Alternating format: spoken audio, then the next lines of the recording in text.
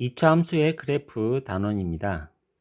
이번 시간에는 2차 함수 그래프 기본적인 내용에 대해서 설명하고 다음 시간에 2차 함수의 그래프 응용에 대한 설명을 하겠습니다. 응용이라는 것은 2차 함수 그래프를 X축 또는 Y축으로 이동하는 내용에 관한 것입니다. 예전에 배운 내용들을 잠깐 리마인드 하겠습니다. 용어 함수는 우리가 2학년 때 배웠지만 함수의 정의에 대해서 한 번 더 적어 봤습니다. 어떤 상자가 있고 그 상자에 어떤 x 값이 들어가게 되면은 그 상자에서 연산을 수행하고 밖으로 y 값을 내보내는 요게 fx라고 하고, 이런 관계를 우리는 함수라고 정의를 하였습니다. 영어로는 function이죠. 그런 것을 우리는 함수라고 이름을 붙였고, 이 내용은 꼭 외워야 되는 거기 때문에 혹시 잘 안 외워졌다면 지금이라도 늦지 않았으니까 꼭 외우시기 바랍니다. 이 그림도 머릿속에 넣어 두시면 좋습니다. 우리가 1학년 때 방정식과 좌표 평면을 배웠고 2학년 때 1차 함수를 배웠습니다. 1차 함수라는 거는 y는 fx에서 fx가 요게 1차 식인 것을 1차 함수라고 했는데, 3학년 때 배우는 2차 함수는 다른 건 다 똑같고 요 fx가 2차식인 것을 2차 함수라고 합니다. 내용은 똑같고 그것이 1차인지 2차인지에 따라서 1차 함수, 2차 함수로 용어가 구분이 됩니다. 본격적으로 설명을 드리면은 2차 함수 그래프도 1차 함수 때와 마찬가지로 제일 기본되는 그래프 형태를 암기를 하면 됩니다. 2학년 때도 y는 x와 y는 마이너스 x 그래프를 그려보고 그 그래프를 외우고 그 그래프들의 성질을 모두 외우라고 제가 강조를 많이 했는데, 2차 함수 그래프도 제일 기본되는 y는 x제곱, y는 마이너스 x제곱의 그래프를 그려보고 그 그래프를 완전히 외우시고 그 그래프의 성질을 다 외우셔야 됩니다. 이거는 굉장히 중요한 얘기라서 제가 강조를 하는 거고, 이 기본적인 그래프를 머릿속에 가지고 있어야 그 그래프에서 변형된 모든 그래프들을 생각하는 게 쉬워집니다. 꼭 외우시기 바랍니다. 그래프를 그려보죠. y는 x제곱에 x가 1일 때, 2일 때, 3일 때는 각각 y값은 x제곱이기 때문에 1, 4, 9가 되는 것을 알 수 있죠. 이것을 좌표 평면에 점을 찍어 보면은 1, 1, 2, 4, 3, 9 여기 그래프를 찍어 보죠. 1, 1이고 2, 4, 그 다음에 3, 9 이렇게 점 3개를 찍을 수가 있습니다. 그리고 0일 때는 당연히 0, 그 다음에 마이너스 1, 마이너스 2, 마이너스 3도 각각 x값을 입력을 시키면 그에 해당하는 y값이 다 나오고, 마이너스 1,1, 마이너스 2,4, 마이너스 3,9 이렇게 정수 몇 개를 점을 찍어 봤습니다. 그 사이 값들을 더 구해서 점을 찍어 볼 수는 있는데, 이 점들을 부드럽게 이어주면은 요런 곡선이 생기죠. 이게 y는 x제곱의 그래프입니다. 이 차함수 그래프 중에 가장 간단한 그래프이고 이것을 머릿속에 가지고 있어야 됩니다. 그래프를 그려봤는데 이 그래프의 성질도 모두 다 알고 있어야 되죠. 원점을 지나죠. x에다가 0을 집어넣으면 y도 0을 가지기 때문에 원점을 지나겠죠. 그 다음에 그래프 모양이 아래로 볼록합니다. 그 다음에 y축의 대칭. y축의 대칭이라는 거는 요 y축을 기준으로 양쪽이 똑같다는 거죠. 그것을 y축 대칭이라고 하고, 그 다음에 x가 0보다 작을 때는 x값이 증가하면 y값이 감소합니다. x가 0보다 작을 때 x값이 증가할수록 y값은 점점 감소를 하죠. 그 다음에 반대로 x가 0보다 클 때는 x값이 증가할수록 y값은 증가합니다. 여기 있죠. x가 0보다 클 때 x값이 증가하면 y값이 증가. 그 다음에 y는 항상 0보다 같거나 크죠. 이 제곱이기 때문에 0 아래로 될 수는 없고 0이거나 0보다 큰 값을 갖게 됩니다. 이 내용들은 참 어떻게 보면은 당연한 얘기라서 이걸 뭘 외울 필요가 있나 할 텐데 그래도 외우세요. 이것을 외우고 있어야 갑자기 다른 것들이 필요할 때 이것을 바탕으로 비교하면서 생각을 할 수 있게 되니까 꼭 외우시기 바랍니다. 그 다음으로 간단한 2차 함수 그래프는 y는 마이너스 x제곱입니다.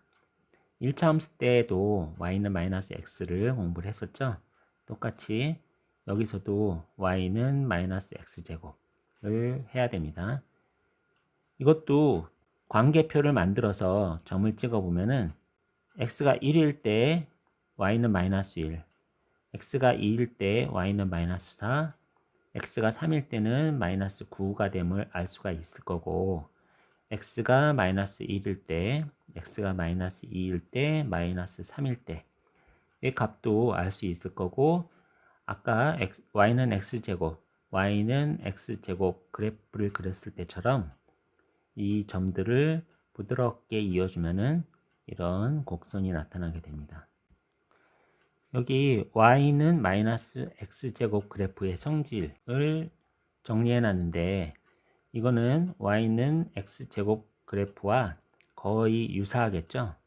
이것도 역시 원점을 지나죠. x에 0을 넣으면 y도 0이 돼요. 그런 다음에 이 그래프는 위로 볼록한 형태의 그래프이고 이것도 똑같이 y축의 대칭.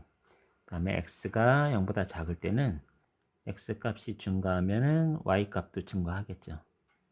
x가 0보다 클 때는 y값이 증가하면 y값이 감소합니다.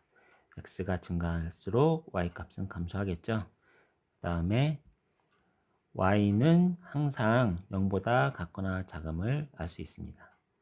이렇게 y는 x제곱 그래프와 y는 마이너스 x제곱 그래프는 꼭 내용을 아시고 그래프를 그릴 줄 알아야 되고 그 그래프의 성질까지 모두 다 외워주시기 바랍니다. y는 x제곱, y는 x제곱과 y는 마이너스 x제곱 그 다음에 간단한 그래프는 y는 ax제곱 그래프입니다. 이 그래프는 y는 x제곱과 y는 마이너스 x제곱의 모든 성질을 그대로 갖습니다.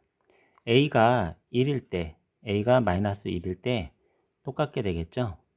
그런데 a가 1뿐만 아니라 2, 3, 4 여러 자연수가 될 수도 있고 분수, 소수, 유리수가 될 수가 있죠. 유리수도 될 수 있죠. 그 다음에 a가 0보다 작을 때 마이너스 x제곱과 같은 성질을 가지게 됩니다. 이것도 a가 플러스인지 마이너스인지에 따라서 그래프 모양이 완전히 다르기 때문에 0보다 큰 경우, 그다음에 0보다 작은 경우 두 가지로 나눠서 설명을 드리겠습니다. 위에서 y는 x제곱과 y는 마이너스 x제곱을 공부했기 때문에 그것과 거의 똑같습니다. 이 내용을 잘 살펴보시면은 원점 지난다, 아래로 볼록한다, y축의 대칭, 그 다음에 x가 0보다 작을 때는 x값이 증가하면 y값은 감소, x가 0보다 클 때 x값이 증가하면 y값이 증가, y는 0보다 같거나 크다. 이게 y는 x제곱의 성질과 똑같아요. 똑같기 때문에 똑같다는 사실만 알고 있으면은 이미 공부한 거기 때문에 다 아시겠죠? 그 다음에 y는 ax제곱에 a가 0보다 작을 때 또 위에 내용과 똑같은 것을 알 수 있습니다. 제가 이 내용들을 또 다 외우라고 했죠. 그래서 그래프의 모양도 사실은 똑같아요. 똑같습니다. 그러면은 다 똑같으냐? 그건 아니죠. 그 다음에 다음 성질을 추가로 갖는다. 이제 달라지는 점이 하나 있는데 모든 게 거의 똑같고 달라지는 점 하나가 있는데 a가 0보다 클 때 요 a 값이 1이 아니라 1보다 더 큰 수일 수도 있고 다른 값들을 갖게 되죠. 그래서 a의 절대값이 클수록 그래프 폭이 좁아집니다. 그래프 폭이 이렇게 좁아진다는 얘기는 이 그래프가 y축에 가까워진다는 얘기잖아요. 그래서 y축에 가까워진다는 표현을 많이 씁니다. 이것도 알아두셔야 되죠. 그래서 a가 0보다 클 때 a 값의 크기에 따라서 이 폭이 달라집니다. a 값이 커질수록 같은 x 값에 대해서 y 값이 훨씬 크겠죠. 그러니까 요 세 그래프만은 봤을 때 요 안에 있는 요 그래프가 같은 x 값에 대해서 y 값이 크기 때문에 폭이 좁아지고 y축에 가까워진다는 것을 알 수 있습니다. y는 ax 제곱에서 a가 0보다 작을 때는 그래프는 위로 볼록한데요. a 값이 마이너스 2, 마이너스 3, 마이너스 4로 숫자가 커질수록 이렇게 안으로 파고 들어가서 y축에 가까워진다는 것을 알 수 있습니다. 이 플러스일 때는 뭐 생각할 필요가 없는데 이게 마이너스일 때는 마이너스 2, 마이너스 3, 마이너스 4로 갈수록 이 숫자의 크기는 작아지는 거예요. 이게 좀 헷갈린데 그래서 우리는 어떻게 표현을 하냐면은 a의 절대값이 커질수록 y축에 가까워진다.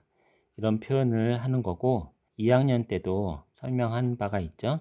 a의 절대값이 클수록 y축에 가까워진다. 이런 표현을 하게 됩니다. 지금까지 2차 함수 그래프 모양에 대해서 설명을 했고 기본 성질에 대해서도 설명을 했습니다.